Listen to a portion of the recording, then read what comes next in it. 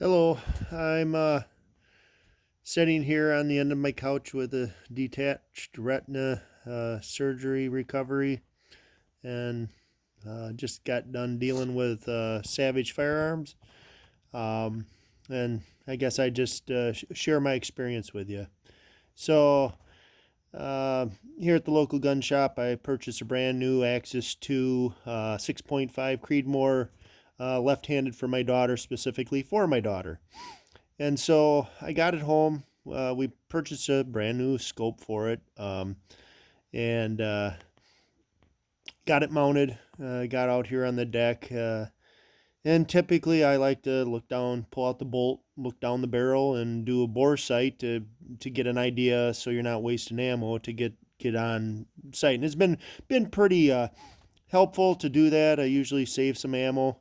And you get in within at least a 6-inch circle of where the bullseye is if you do it right. And so I'm setting out here, 25-yard target, and I'm looking at the uh, end of a pizza holder, the cardboard pizza bottom with a little dot on it, and I'm looking at it, and I've got a real high and a real far left on the gun bore to what the axis on the scope is. So what that means is as I'm looking through the bore, or I've set the bore to hit a certain point on that target, and it's dead on, straight in line with that target. And when I look through the scope, my scope's aiming terribly high, terribly left, and so I bottom out the scope. I try to bring the scope over to left. Well, initially I just try to bottom out the scope. And I'm not on paper. The two don't line up at all. Usually if you look through the scope or through that barrel and you look through your scope, you're somewhere around the bullseye and you're looking at the bullseye through the crosshairs. And then you're like, hey, time to take a shot, see where you're at. And that works for 99% of it. So I get this all set up, and I'm like, this is looking awful. I can't figure out why this is so far off. So I'm like, well, let's go ahead and take a shot and see what happens. And of course, I don't even touch the cardboard. We're talking a 16, 17-inch piece of cardboard, circular in diameter, bottomed all the way out on the scope, and I'm still shooting high, real high. And so I'm like, I'm looking at the scope. I'm looking at everything else. In fact, I got a different scope on there, same thing. I looked at the mounts. I changed the mounts out. I had a second set of mounts. There's nothing that's telling me that anything I've got on the gun is wrong. It's just the gun's not on. So I'm like, well, we put it all back together. I get out there. I'm like, well, I'm going to go up at 15 yards and see what we got. Same thing. I'm way over. This gun is not. There's something wrong with the gun. So I take it down to the local gun shop, and they doody dotty da, and they're like, "Yep, you got a problem barrel. You need to send the gun back." So I box the gun up and I send it back, and they've got it right now. They've had it for a while. They're saying 4 to 6 weeks. We'll see how it goes.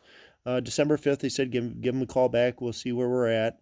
Um, and I guess out of that, I guess it's a little disappointing. Brand new gun, you got this going on. But here's my issue with Savage Arms, and I'm going to call them out on this. You've got a firearm that's dependent, and don't get me wrong, I've got several Savages, had them in my life. Always shot well, never had one I didn't like. And quite honestly, were more accurate than some of the very finest guns that I've spent a heck of a lot more money on. But with that said, I'm thinking you've got a production gun coming out of the factory, and nobody's taken the time to even put it on a bore sight. I mean, seriously. We're supposed to be talking about a precision, machined instrument, and the way Savage does their screw-on barrel system with a locking lug and all of that, it does give the opportunity for some really good accuracy. Not if the machining's done properly or improperly. If you've got either the bolt face, or not the bolt face, but if the barrel facing, the threading or something is off askew, My guess is it's the receiver was milled at an odd shape, and when they screwed that barrel on, because you could see on the barrel that it was very open at like a free floating barrel on one side of the stock and touching the stock on the other side. Now I get it; their stocks aren't super great on those axes, but that was the first indication, and I didn't recognize that initially. But when we got to looking at it at the gun shop, it's like, holy crap, that thing is skewing off to the left.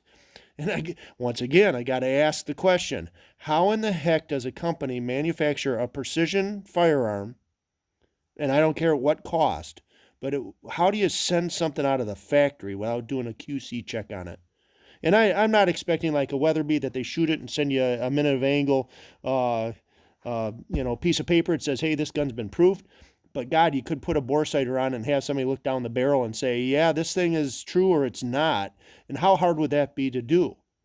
Quite frankly, I think it's lazy, it's sloppy, and honestly, I'm disappointed in the factory that your QC isn't better than that.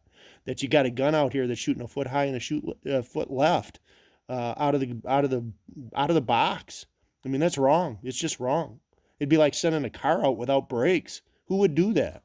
Yeah, we didn't check them. So that's my gripe. I'm still going to say Savage has a gun that'll be accurate as anything out there for what the cost is at the retail market. But at the same time, what a letdown to have that coming out the door that way. It just should not happen.